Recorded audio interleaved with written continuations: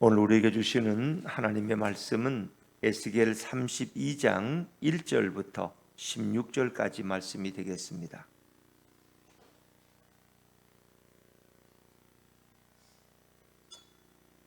구약성경 1199쪽 에스겔 32장 1절부터 16절까지 말씀입니다.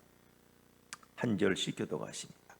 12째 해 12째 달 초하루에 여호와의 말씀이 내게 임하여 이르시되, 인자야, 너는 애굽의 바로 왕에 대하여 슬픈 노래를 불러 그에게 이르라.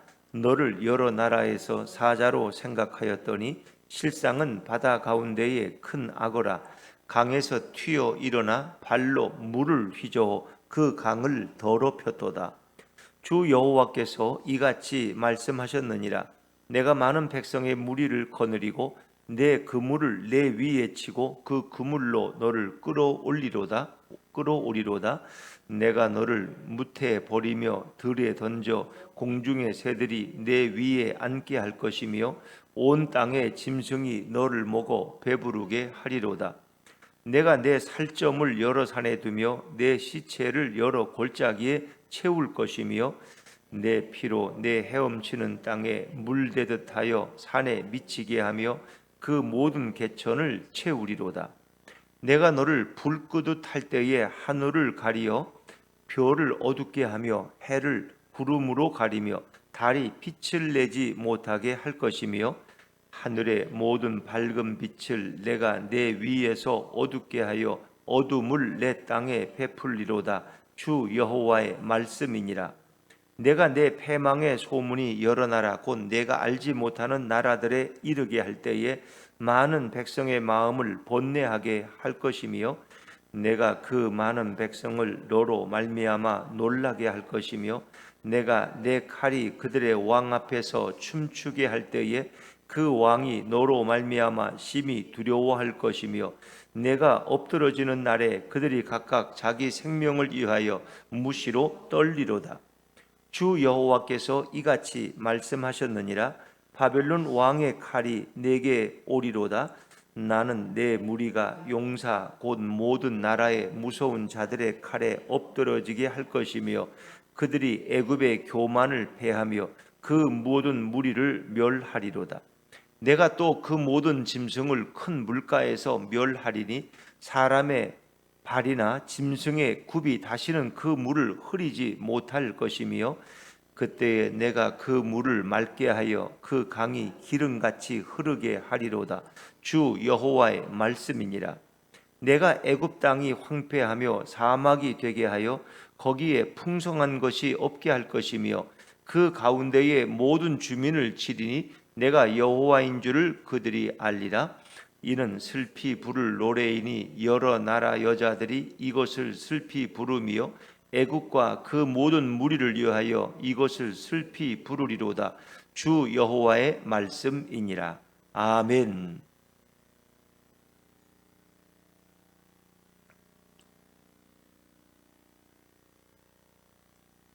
할렐루야. 네, 오늘도 주님의 은혜가 우리 모두에게 함께하기를 간절히 바랍니다.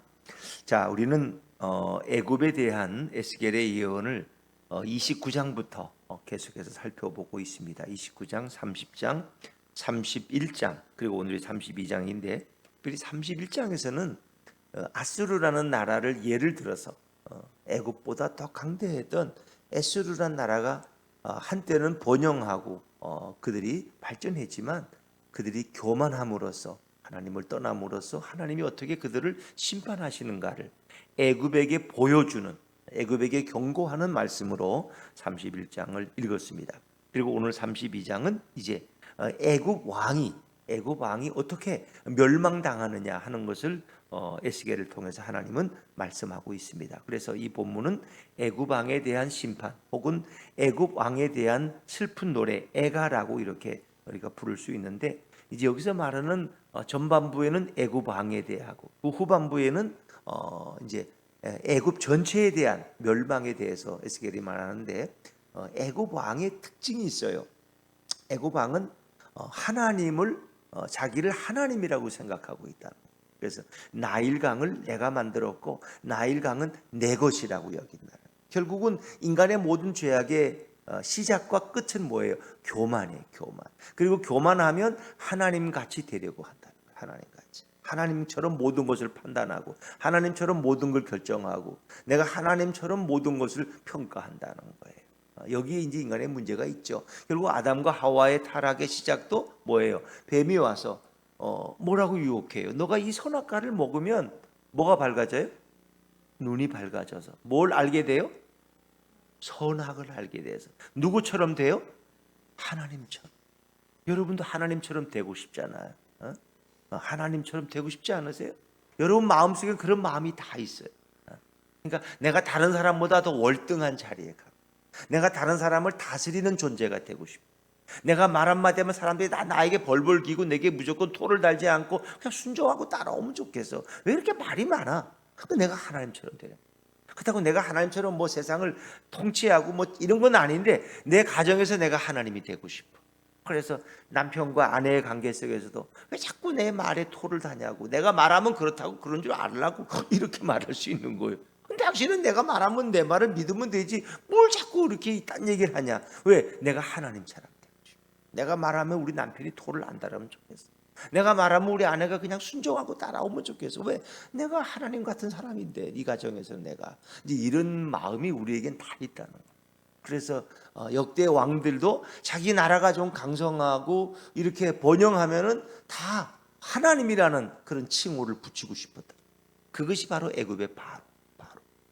그러니까 이 시대에 망할 때의 왕이 바로 호프라라는 자인데 그런 원래 이름이 호프라야. 그러나 그 앞에 바로라는 이름이 붙어요. 로마의 왕들은 다 자기가 신처럼 행세하는 거예요. 그래서 가이사라는 이름을 앞에 붙여요. 자기 이름이 있고 그 다음에 가이사. 가이사는 그건 인간이 아니야. 그걸 신과 같은 존재라는 거예요. 신과 같은 존재. 그러니까 이 애굽이라는 나라, 애굽의 왕에 대한 두로 왕에 대한 이 평가가 하나님처럼 교만해졌다는 거예요. 하나님처럼. 자기가 하나님처럼 착각을 하고 있다는 거예요. 그래서 이 교만은 하나님이 용서하지 않아요. 그래서 결국 애굽 왕에 대한 멸망, 애굽에 대한 멸망은 이 세상에서 하나님의 역사를 방해하고 하나님의 구원의 역사를 대적하는 세력의 멸망을 우리에게 보여주고 있다는 거예요. 단지 그냥 한 이스라엘 주변의 애굽이란 나라의 멸망이 아니라 결국은 이 세계의 이 어둠의 권세 잡은 자가 되어서 하나님의 역사를 방해하는 세력의 멸망.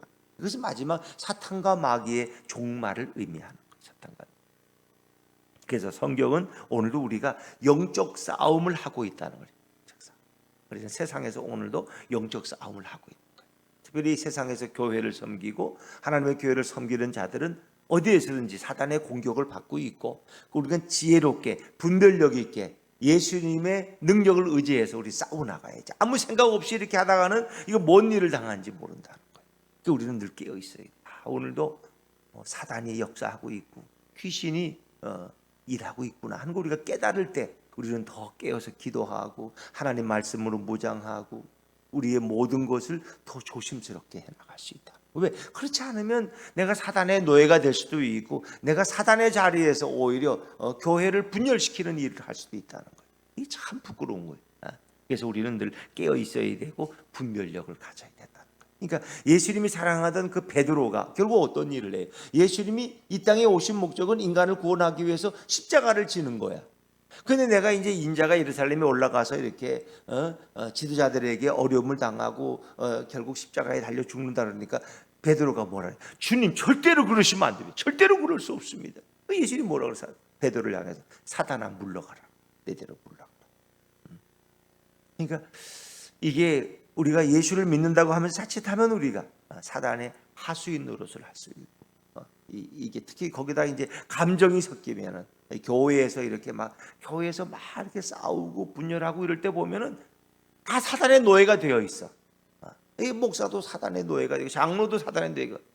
말은 예수의 이름으로 하지만 거의 인간의 감정을 서운했던 거 다 토로해 버리고 이러면서. 그러니까 오늘도 우리는 치열한 전쟁터에 와 있다는 걸. 우크라이나와 러시아의 싸움의 전쟁터에서 한눈 팔 수 있겠어요? 딴 생각할 수 있겠어요? 잠자다 보면 언제 목이 날아갈지 모르고, 내가 초병이 졸면은 내 조루 30명이 자다가 다 죽일 수 있어. 그러니까 우리가 이게 지금 우리는 전쟁터에 있다. 전쟁터. 총알이 날아다니는 전쟁터. 이게 우리는 이 세상이 전쟁터와 같은 거예요. 거기서 하나님의 뜻을 발견하고 이 어두움의 세력들과 우리는 싸워서 말씀으로 또 예수님을 의지해서 이겨야 될 상황이라는 거예요. 그런 것을 우리 이 애굽 왕의 멸망 심판에 대해서 우리가 생각하면서 오늘 우리 현실을 다시 돌아보게 되는 것이죠. 자, 우리 31장 1절과 2절 말씀으로 돌아가 봅니다. 1절과 2절입니다. 시작. 12째 해 12째 달 초하루에 여호와의 말씀이 내게 임하여 이르시되, 인자야, 너는 애굽의 바로 왕에 대하여 슬픈 노래를 불러 그에게 이르라. 너를 여러 나라에서 사자로 생각하였더니 실상은 바다 가운데에 큰 악어라. 강에서 튀어 일어나 발로 물을 휘저 그 강을 더럽혔도다. 1절은 늘 반복되는 얘기니까 생략하고요. 에스겔에게 애굽의 바로에 대해서 예언하라 그런데 슬픈 노래, 이건 애가라는 거죠. 애가 슬픈 노래. 왜? 이제 그가 멸망당할 거니까 이제 그런 슬픈 노래를 불러라. 근데 그에게 이야기해 주라는 거예요. 너를 여러 나라가, 너라고 하는 것은 애굽의 바로를 가리키는 거예요. 하나님께서는 자신을 나라고 표현하고 내가 너를, 그래서 주로 하나님과 애굽의 바로 왕을 1인칭과 2인칭으로 이렇게 설명하고 있어요. 그러니까 하나님을 대적하는 자라는 거죠. 내가 너를 이렇게 표현합니다. 너를 여러 나라가에서 뭐로 생각하였더니 뭐로 생각했어요? 사자로. 이 사자라는 것은 이제 BC 588년 바로 호프라라는 아주 젊은 애굽의 왕이 있었어요. 그래서 그가 결국 그 주변 나라들을 다 통일했어. 그러니까 아주 젊고 유능해. 그런 강인한 지도자의 모습이야. 그래서 그를 한때 젊은 사자라고 사람들은 말했어요. 이 사자가 이제 동물의 왕이잖아. 그러니까 애굽이 마치 그 주변 나라에서 사자처럼 행세한 거예요. 사자는 동물의 왕국의 왕이니까. 이제 그렇게 했더니 실상은, 사람들은 너를 사자로 생각했지만 실상은 너는 바다 가운데 뭐라 그랬어요? 큰 악어라는 거예요. 악어. 왜 악어라 그랬냐? 나일강에 악어가 많기 때문에도 그렇고, 악어는 강에 살잖아요. 바다에 사는 게 아니라. 또 나일강과 그 에집트의 그 삼각주의 모습이 꼭 악어의 모습과 같아. 그래서 하나님은 에스겔에게 너는 애굽의 바로 왕, 너는 악어라 이렇게 설명하는 거예요. 그래서 악어라는 건 어떤 행태가, 강에서 튀어 일어나 발로 물을 휘저 그 강을 더럽혔도다. 악어가 결국은 흙탕물 속에서 거하면서 사람을 물기도 하고 같은 그 어류들을 잡아먹기도 하는 그 악어죠. 입이 워낙 거칠어서 악어는 아주 날카롭죠. 이제 이빨이.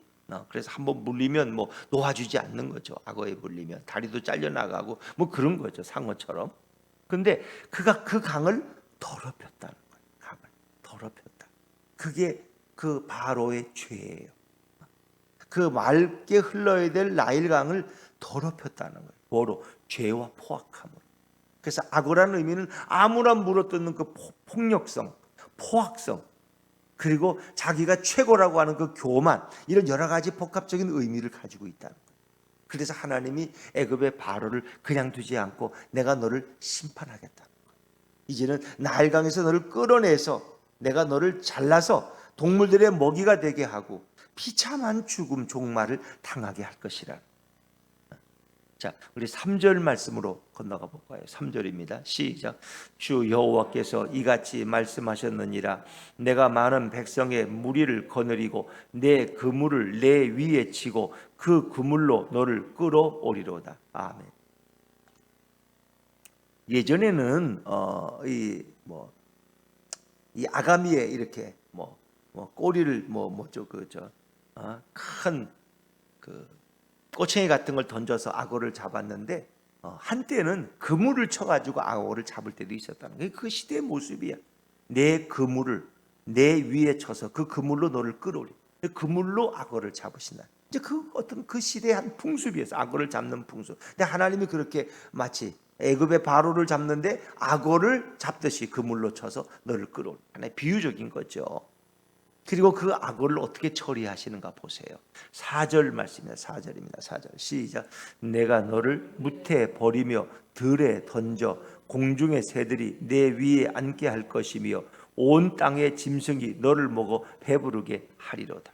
그래서 애굽의 바로 왕이 바로가 망하니까 결국은 그 나라에 복속되어 있던 자들이 흩어지고 자유를 얻고, 그리고 오히려 그들이 에집트가 점령하고 있던 지역들을 서로 나눠 먹게 되죠. 뭐 이런 얘기. 그러니까 이 악어를 애굽의 바로로 설명하고 있는 거예요.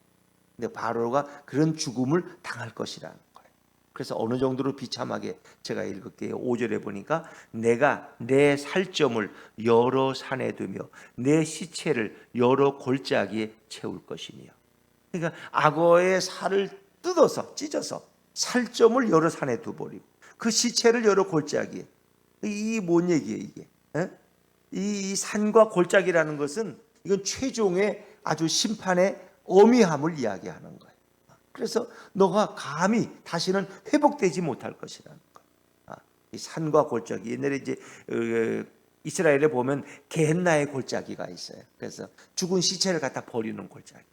이제 심판의 마지막을 상징하는 거죠. 그리고 또 여기서 또 사람들은 자기 자식들을 불에 태워서 우상에게 드렸던 그런 골짜기이기도 하는데, 이 산과 골짜기라는 건 최종적인 마지막 아주 그 완전한 심판의 장소를 이 산과 골짜기로 표현해요. 그래서 다시는 회복되지 못하도록 너를 이렇게 산과 골짜기에 그 살점을 찢어서 시체를 이리저리 뜯어서 버릴 것이다. 이제 거기서 그걸로 끝나는 것이 아니에요. 이제 하나님의 심판은 참 무섭고 엄해요. 자, 에스겔 32장 또 6절을 한번 읽어볼까요? 32장 6절입니다. 시작. 내 피로 내 헤엄치는 땅에 물대듯 하여 산에 미치게 하며 그 모든 개천을 채우리로다. 그러니까 이 에집트가 번영하는 것은 어느 강 때문에 그렇다고 그랬어요? 나일강. 나일강 문명. 에집트에는 나일강이라는 유명한 강이 있어요. 그래서 홍수가 나면은 그 나일강이 모든 상류에서부터 모든 기름진 것을 끌어내려 가지고 하류로 다 보내죠. 그러면 저 있던 비옥한 이런 기름진 흙들이 하류로 내려가서 하류가 곡창지대가 되는 거예요. 그건 뭘 심어도 다 잘 되는 거예요. 이렇게. 그래서 나일강이 이 애굽에는 아주 보화와 같은 것이고 하나의 젖줄기와 같은 거, 젖줄기. 그래서 나일강에 물이 다 흘러 넘치고 그것이 하류로 흐를 때 애굽이 번영했다는 거예요. 근데 이제는 그 나일강이 뭘로 채워져요? 피로 채워진다. 내 피로, 내 헤엄치는 땅에. 이 헤엄치는, 악어가 헤엄치는 땅은 나일강이야. 물 대듯 하여. 논에 물을 댄다고 생각해 보세요. 근데 거기에 피로 물을 대는 거야.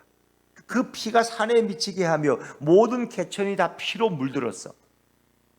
여러분, 나일강에 피가 가득한 거는 뭐가 생각나요? 응? 출애굽 때 10가지 재앙. 10가지 재앙의 첫 번째가 뭐였어요?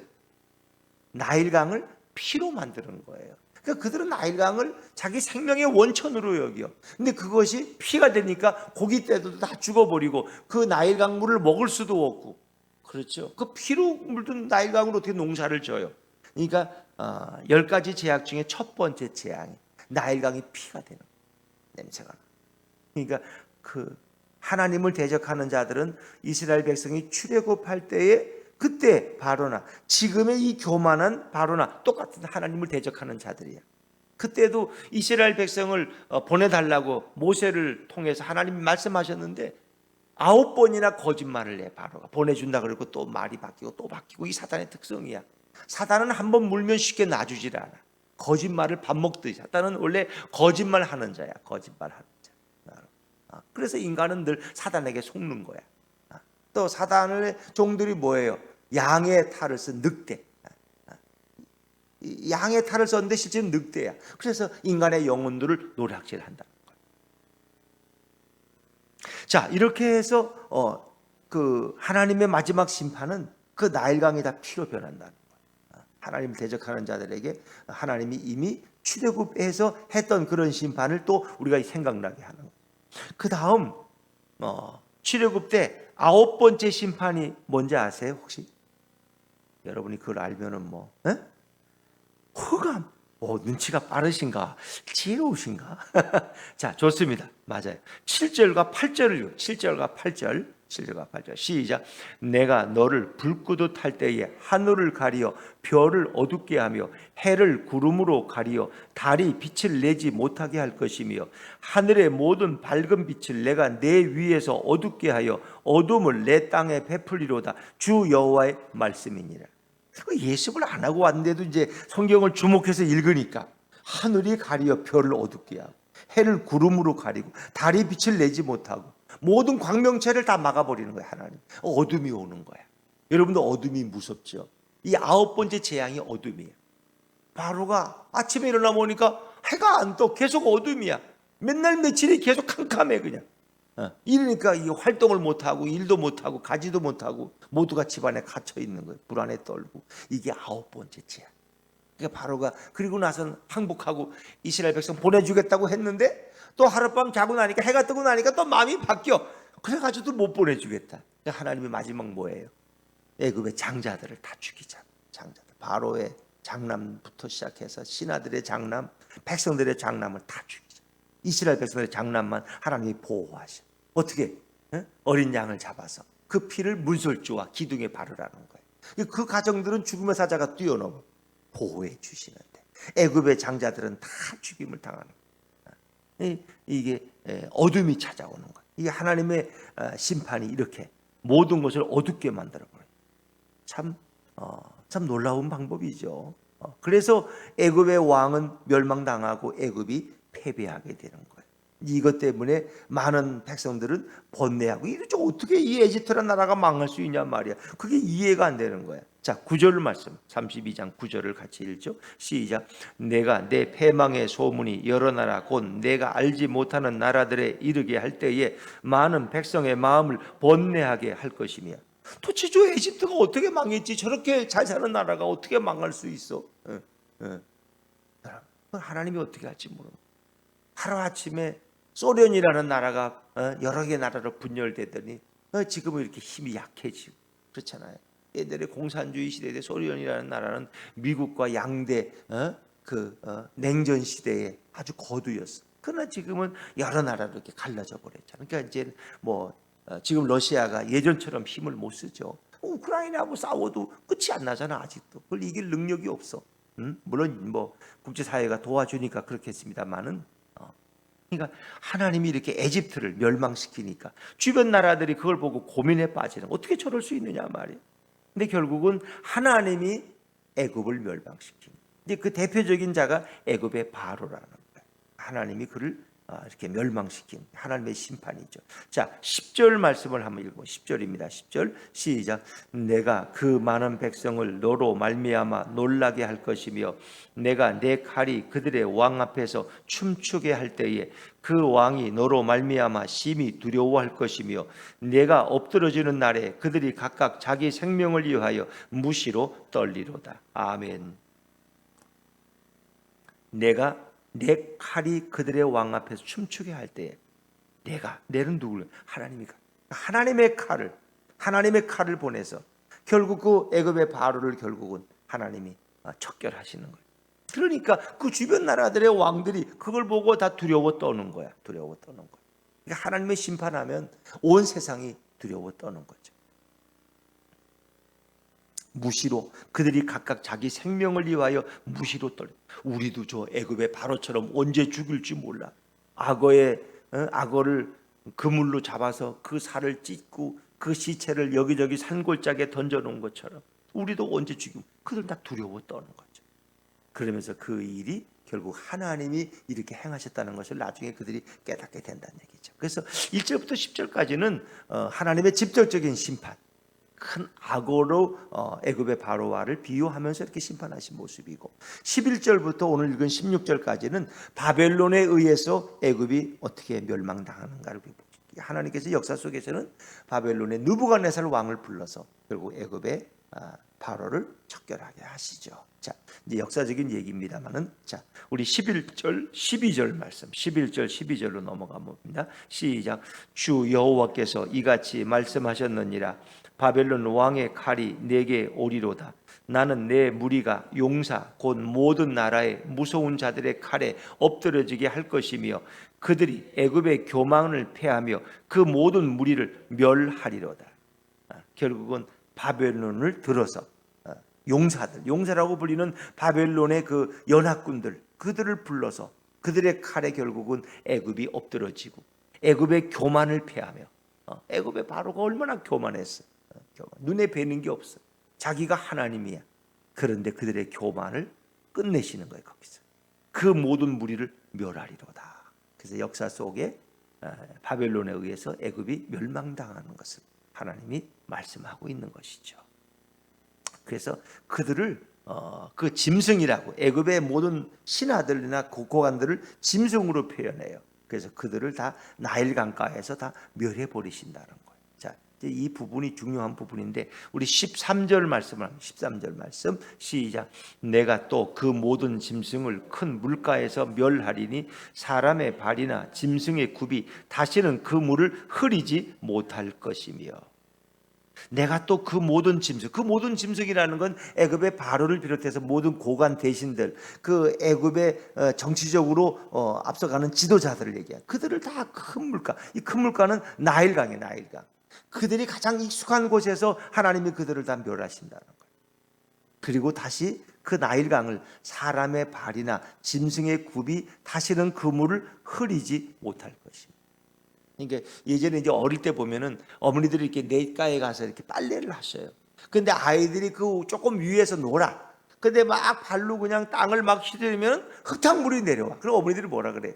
야, 이놈아, 거기서 그러지 말아라. 이 빨래 이거 하는데 지금 다 흙탕물이 내려온다. 왜? 밑에 있는 걸 막 발로 젖으면 흙탕물이 내려오죠. 흙이 다 거기 섞여서.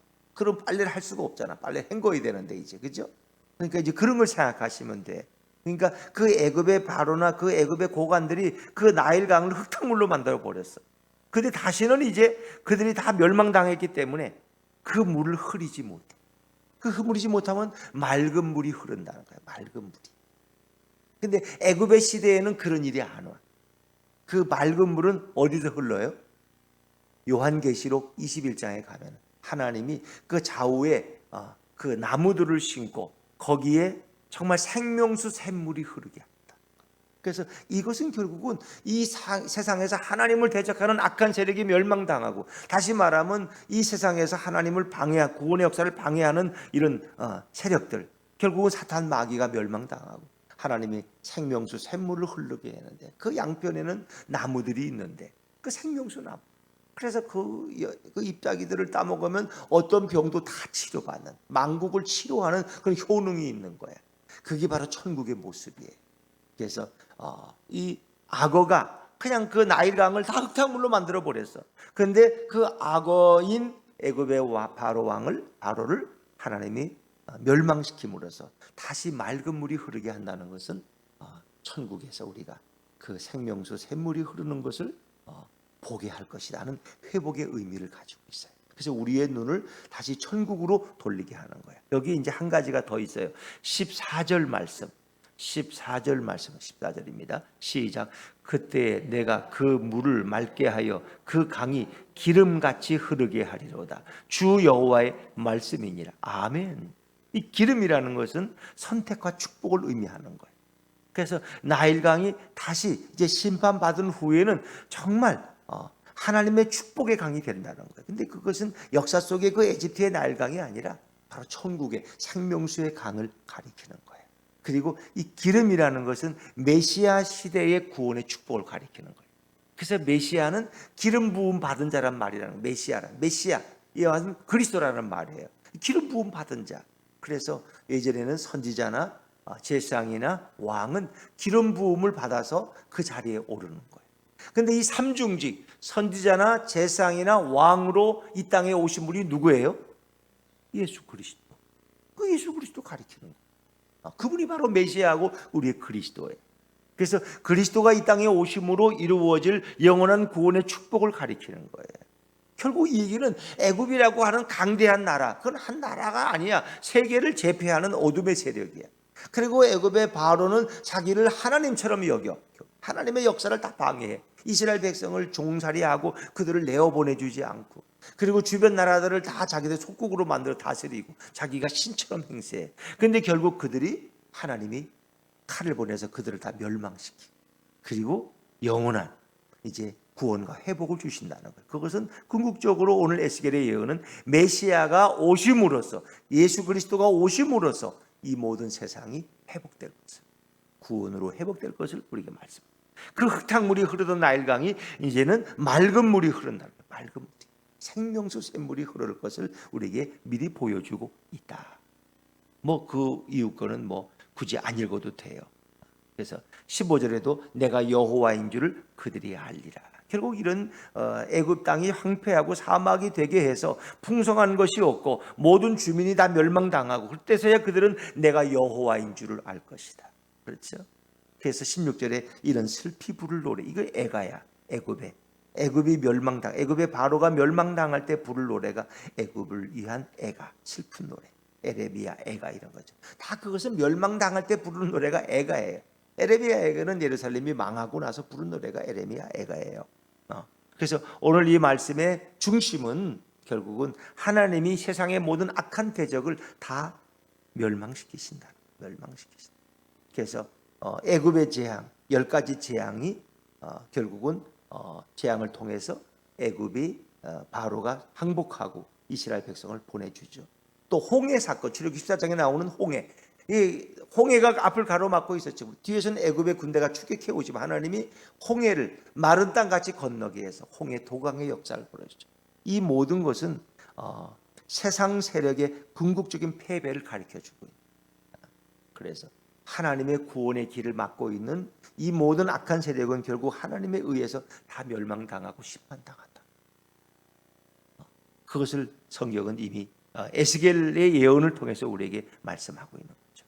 애굽으로 표상되는 사단의 세력은 결국 하나님에 의해서 전멸될 것이고 다시 회복될 수 없을 정도로 치명적인 타격을 받는다는 거예요.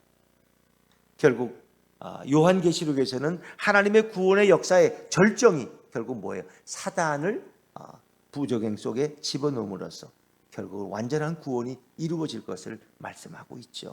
그래서 이 말씀의 결론은 요한계시록 20장 7절부터 10절에서 우리가 읽고 마치면 좋겠는데, 한번 찾아보시겠어요? 계시록 20장 7절부터 10절까지. 요한계시록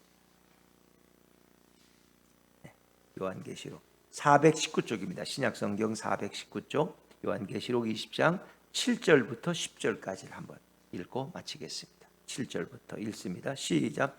천년이 참에 사단이 그 옥에서 놓여 나와서 땅의 사방 백성 곧 곡과 마곡을 미혹하고 모아 싸움을 붙이리니 그 수가 바다의 모래 같으리라. 그들이 지면에 널리 퍼져 성도들의 진과 사랑하시는 성을 두루매 하늘에서 불이 내려와 그들을 태워버리고 또 그들을 미혹하는 마귀가 불과 유황못에 던져지니 거기는 그 짐승과 거짓 선지자도 있어 세세토록 밤낮 괴로움을 받으리라. 아멘. 영원한 무적행 속에 이제 던져놓는 거예요. 그 짐승들, 사단 마귀, 그리고 거짓 선지자들도 같이 거기에 들어. 이것이 마지막 종말이에요. 하나님의 영원한 승리. 그리고 우리는 새 하늘과 새 땅에서 주님과 영원히 함께하는 생명수 샘물을 마시면서 그 축복을 누리죠. 그래서 이 에스겔은 단지 애굽이라는 한 나라에 대한 심판, 역사 속의 심판만이 아니라 애굽으로 상징되는 사단과 마귀의 세력을 하나님이 허물어뜨리시고 멸망시키시고 다시 그 나일강에 더러운 물이 맑은 물이 되어서 흐르고 기름같이 흐르게 하는 메시아 시대의 축복을 우리에게 보여주고 있는 거예요. 그래서 성경은 늘 소망을 이야기하고 있고 예수 그리스도의 마지막 승리를 우리에게 말씀하고 있습니다. 오늘도 예수님이 우리 신앙의 주제고 우리의 구원의 주인이십니다.